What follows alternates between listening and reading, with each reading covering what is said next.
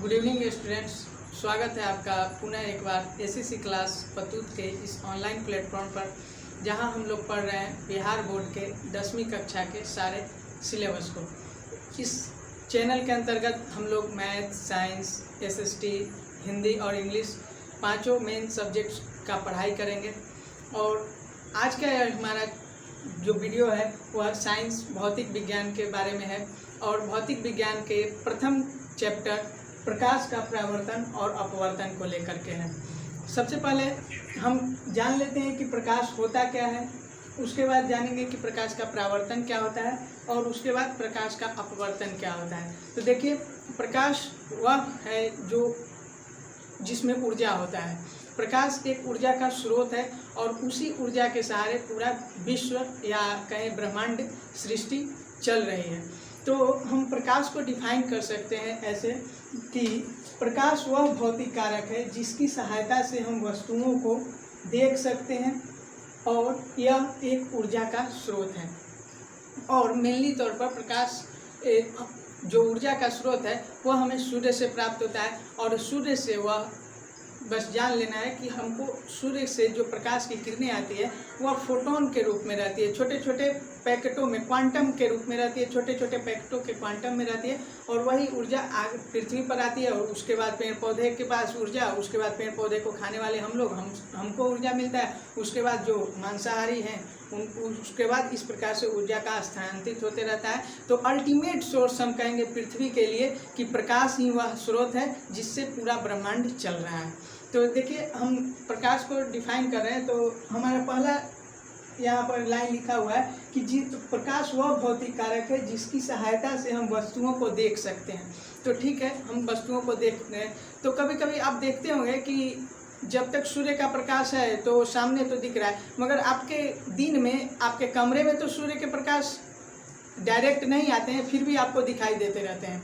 ऐसा होता है। तो इसके पीछे का यह कारण है कि जब प्रकाश की किरण, सूर्य के प्रकाश की किरण आती है तो वायुमंडल में बहुत से छोटे छोटे कण जो हमारी आंखों से दिखाई नहीं देते हैं वह इधर उधर बिखरे पड़े हैं और वह सूर्य के प्रकाश को ऑब्जर्व कर लेते हैं, अवशोषित कर लेते हैं। और अवशोषण के उपरांत क्या होता है कि उनका जब कैपेसिटी फुल हो जाता है तो वह फिर से प्रकाश को वितरित भी कर देते हैं और वही वितरण के कारण हमारे घर में, कमरे में वह लाइट दिखता है। और इस वितरण की प्रक्रिया को हम स्कैटरिंग ऑफ लाइट अंग्रेजी में कहते हैं, प्रकाश का वितरण।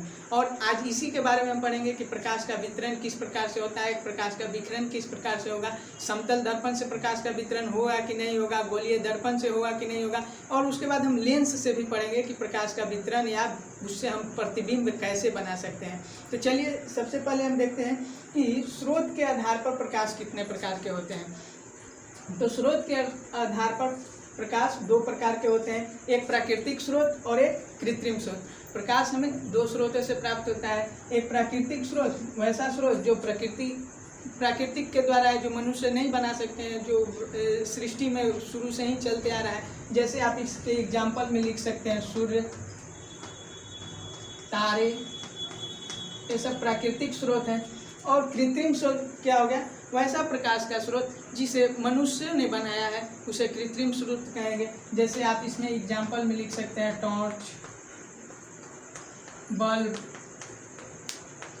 मोमबत्ती, ये सारे स्रोत जो हैं वो मनुष्य के द्वारा बनाए गए हैं, तो इसलिए इनको कृत्रिम स्रोत कहेंगे। और जो स्रोत भगवान के द्वारा बनाए गए, प्रकृति के द्वारा बनाए गए, उसे प्राकृतिक स्रोत कहेंगे। तो प्रकृति के आधार पर हम प्रकाश के स्रोत दो प्रकार के हुए, एक प्राकृतिक स्रोत और एक कृत्रिम स्रोत। अब नेक्स्ट टॉपिक है हमारा प्रदीप्त और अप्रदीप्त वस्तुएं। तो देखिए, अब क्या हुआ, जब हमारे प्राकृतिक स्रोत के आधार पर हम प्रकाश को बांटे, उसके बाद हम प्रकाश के स्रोत को प्रदीप्त और अप्रदीप्त वस्तु के आधार पर भी बांटते हैं। तो हमारा आता है कि प्रदीप्त क्या होता है और अप्रदीप्त क्या होता है। तो देखिए, प्रदीप्त क्या हुआ, वैसा पदार्थ जो प्रकाश का उत्सर्जन करे प्रदीप्त वस्तु कहलाती है। अर्थात यहाँ पर जो कोई भी पदार्थ हो, कृत्रिम हो या प्राकृतिक हो, जो भी प्रकाश का उत्सर्जन कर रहा है वह प्रदीप्त वस्तु हो गया। तो सबसे पहला एग्जाम्पल आप सूर्य प्रदीप्त का सबसे उत्कृष्ट एग्जाम्पल है। उसके बाद आप यहाँ पर जलता हुआ बल्ब भी लिख सकते हैं। जो बल्ब जल रहा है अर्थात यह प्रकाश का उत्सर्जन कर रहा है, तो इसको भी आप लिख सकते हैं। उसके बाद जलता हुआ लालटेन भी लिख सकते हैं। जो प्रकाश का उत्सर्जन कर रहा है वह प्रदीप्त हो गया। और सेकंड है अप्रदीप्त वस्तु। तो अप्रदीप्त वस्तु को हम यहाँ पर परिभाषित किए हैं। देखिए, वैसा पदार्थ जो प्रकाश का उत्सर्जन न करे अप्रदीप्त वस्तु कहलाती है, अर्थात इनसे प्रकाश का उत्सर्जन नहीं होगा। तो आप कुछ भी लिख सकते हैं, हमारा ये टी शर्ट के बारे में भी लिख सकते हैं, इस चौक के बारे में लिख सकते हैं, आप अपने ब्लैक बोर्ड के बारे में लिख सकते हैं। ये सब प्रकाश का उत्सर्जन नहीं कर रहे हैं। या आप यह भी लिख सकते हैं आपका फ्यूज हुआ बल्ब या जो बल्ब नहीं जल रहा है वो प्रकाश का उत्सर्जन नहीं कर रहा है। तो इसमें आप एग्जाम्पल लिख लीजिए। आप अपना ग्रीन बोर्ड का भी एग्जाम्पल लिख सकते हैं। हरा बोर्ड, ग्रीन बोर्ड, यह प्रकाश का उत्सर्जन नहीं कर रहा है। उसके बाद आप अपने टी शर्ट का एग्जाम्पल लिख सकते हैं। जो कुछ भी है जो प्रकाश का उत्सर्जन नहीं कर रहा है वह आपका अप्रदीप्त वस्तु हो गया। आप यहाँ पर बुझा हुआ बल्ब भी लिख सकते हैं। यह हमारे अप्रदीप्त वस्तुओं के उदाहरण हो गए।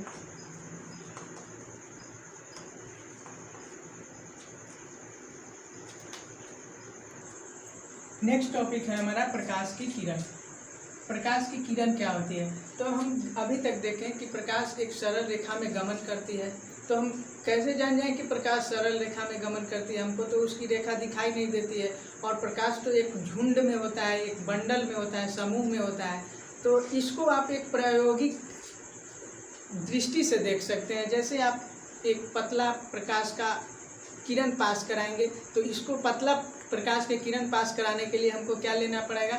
एक कागज़ का या कोई ऐसा वस्तु ले लेंगे जिसमें एकदम नाम मात्र का छिद्र कर देंगे, और उससे जब आप प्रकाश की किरण को पास कराएंगे तो आपको उस समय दिखाई देगा कि वह प्रकाश की जो किरण है वह सीधी रेखा में गमन करती है। या उसके लिए आप ऐसा भी कुछ कर सकते हैं कि आप पेपर ले लेंगे इतना बड़ा बड़ा, और पेपर में आप उसके सीध में एकदम छोटा छोटा छिद्र कर देंगे, छोटा छोटा छिद्र कर देंगे, और यहाँ से आप मोमबत्ती जला करके आप देखेंगे तो आपको प्रकाश एकदम इसके सीध में जाती हुई प्रतीत होगी। तो आप कह सकते हैं कि प्रकाश की किरणें एकदम सीधी और सरल रेखा में गमन करती हैं। और इसी जो इनके प्रकाश की जो रेखा में गमन करने की स्थिति है, इसको हम तीन भाग में बांटते हैं। क्या क्या? पहला है अपसारी किरण पुंज, दूसरा समानांतर किरण पुंज, और तीसरा अभिसारी किरण पुंज। मतलब कि प्रकाश की किरण पुंजें कितनी प्रकार से बढ़ती हैं, तो उसको लेकर के कि पहला है अपसारी किरण पुंज। और दूसरी बात कि हम यहाँ किरण की चर्चा कर रहे हैं, प्रकाश की किरण, अपसारी किरण पुंज या अभिसारी किरण पुंज। तो हम किरण की चर्चा इसलिए कर रहे हैं कि आप मैथमेटिक्स में पढ़े होंगे कि किरण वह होता है जो एक बिंदु से निकल के अनंत की ओर जाते रहे। तो प्रकाश का भी वही गुण है, वह एक बिंदु से निकलता है और यह अनंत की ओर जाता है, इसका कोई ओर छोर नहीं होता है। तो इसको हम किरण कहते हैं। तो उसी प्रकार से प्रकाश भी क्या होता है, एक स्रोत से निकल के अनंत दूरी तक जाता है। जैसे सूर्य एक सोर्स हो गया, सूर्य एक सोर्स हो गया, और सूर्य से प्रकाश की किरण निकल के हमारे पृथ्वी पर आ रही है और ब्रह्मांड के चारों दिशाओं में फैल रही है। तो यह क्या हो गया, एक तरह से किरण हुई। तो इसी प्रकाश की किरणों को हम तीन भाग में बांटते हैं। पहला है अपसारी किरण पुंज। अपसारी किरण पुंज क्या होता है, इसको डिफाइन कर लेते हैं। इस प्रकार के किरण पुंज में प्रकाश की किरणें एक बिंदु से निकल कर फैलती चली जाती हैं। अर्थात नहीं समझ में आया तो देखिए, इसको हम डायग्राम से बनाते हैं। एक बिंदु स्रोत है, जैसे आप मान लीजिए कि यह सूर्य है या आपका टॉर्च है, सूर्य है, कोई भी है, एक बिंदु स्रोत है और इससे प्रकाश की किरणें फैल रही हैं। तो इस प्रकार के स्रोत को हम कहेंगे कि यह एक अपसारी किरण पुंज है। मतलब कि एक बिंदु से निकलकर फैलती जाए, वह अपसारी किरण पुंज हो गए। दूसरा है समानांतर किरण पुंज।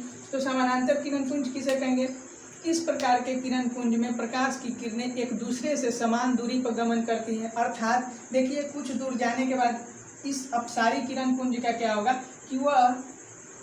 कि प्रकाश की किरणें एक दूसरे के एकदम समानांतर हो जाएंगी।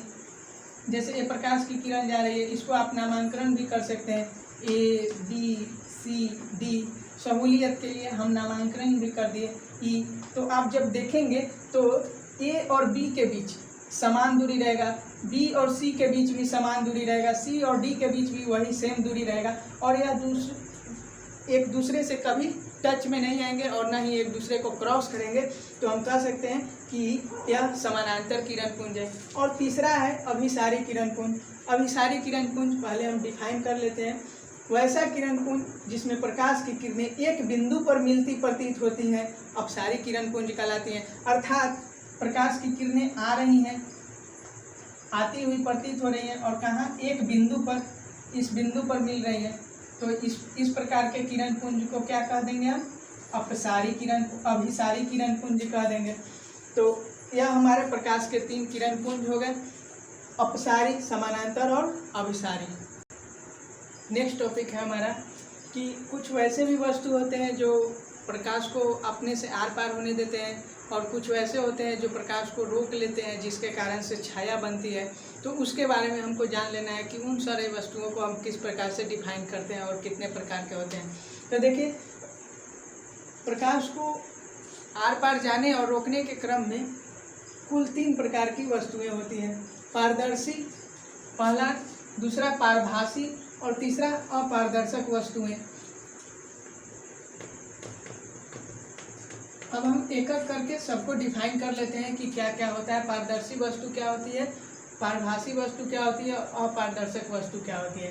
तो पारदर्शी वस्तु के बारे में जानते हैं। वैसा पदार्थ जिससे प्रकाश आसानी से आर पार कर जाए पारदर्शी वस्तु कहलाती है। जैसे आप एग्जाम्पल से देखिए, शीशा, जिससे कि प्रकाश आर पार हो जाता है आसानी से, या आप कांच भी ले सकते हैं, पतला कांच, जिससे कि लाइट आसानी से आर पार हो जाता है।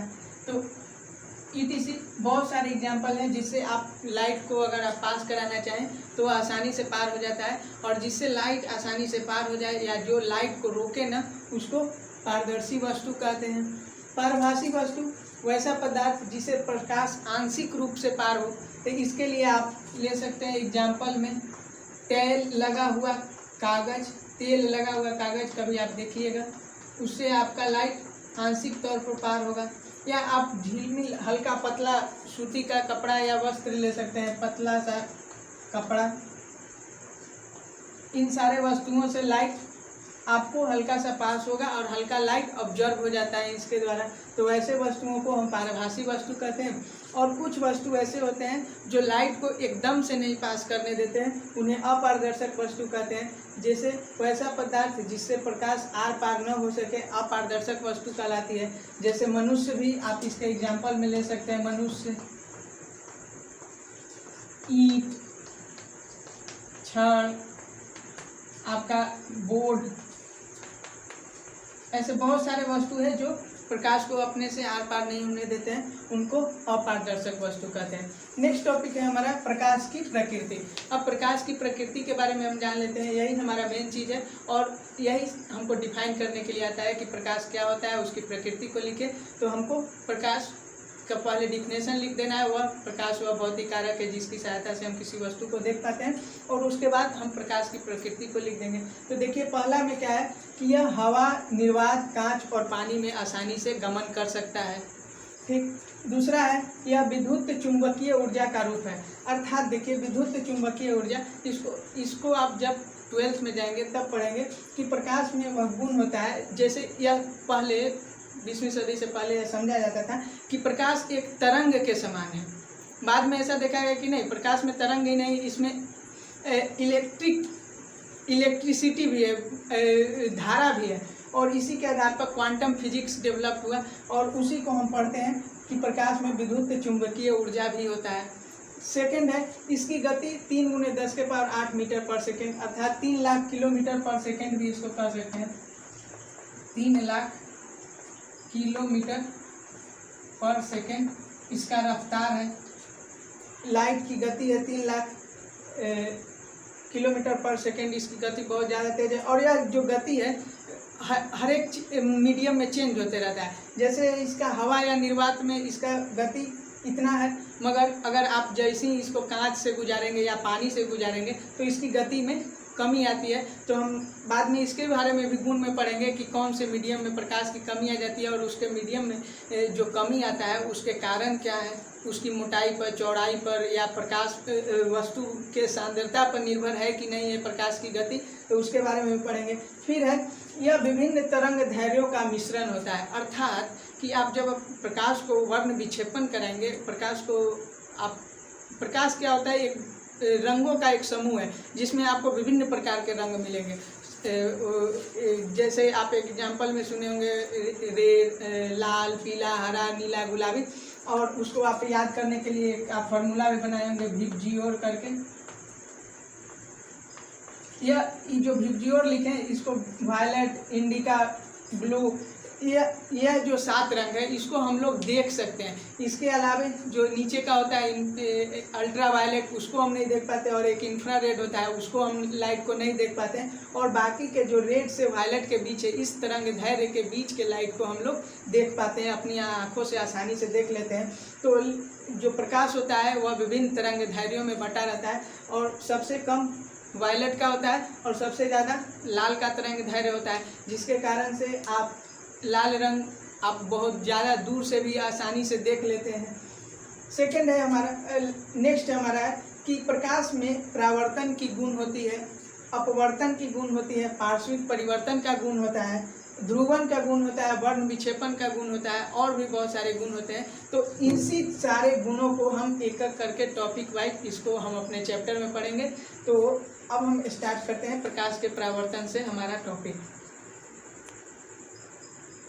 अब नेक्स्ट वीडियो में हम लोग प्रकाश के परावर्तन के बारे में जानेंगे, और प्रकाश से और उसको समतल दर्पण, गोलीय दर्पण से उसको हम गुजारने के बाद उसके प्रतिबिंब के प्रकृति को के बारे में भी पढ़ेंगे। आज के लिए इतना ही है, और आप लोग जा कर के अपने इस जो वीडियो है उसको आप नोट्स के रूप में भी इस्तेमाल कर सकते हैं, और खासा आपको अच्छा रहेगा आपके बोर्ड्स इम्तिहान के लिए।